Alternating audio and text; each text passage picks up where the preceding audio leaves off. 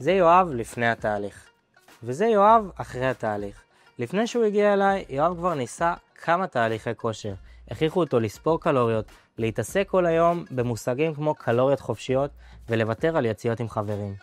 כל ההגבלות האלה גרמו לו לאבד שליטה, למצוא את עצמו עם מנצ'ים בלילה ולהתבאס על עצמו, כי למרות כל הוויתורים האלה הוא לא ראה תוצאות. גם בחדר כושר דחפו אותו עד כשל בכל אימון, מה שהוביל אותו לעייפות ופציעות מיותרות. וכל פעם שהיה לו צ'יט מיל, הוא היה מתפרע לגמרי, הורס את התפריט ומתחיל מההתחלה עם תחושות כישלון.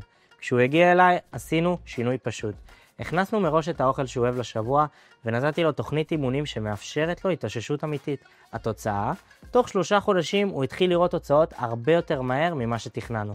והיום, פחות מחצי שנה אחרי, כבר הוריד את כל השומן העיקש, ואנחנו ביחד מגדירים מטרות חדשות ומטורפות לחצי שנה הקרובה. יואב הוא עוד הוכחה לזה שעבודה קשה ואובססיה לאימונים לא מה שיקח אתכם למטרות שלכם.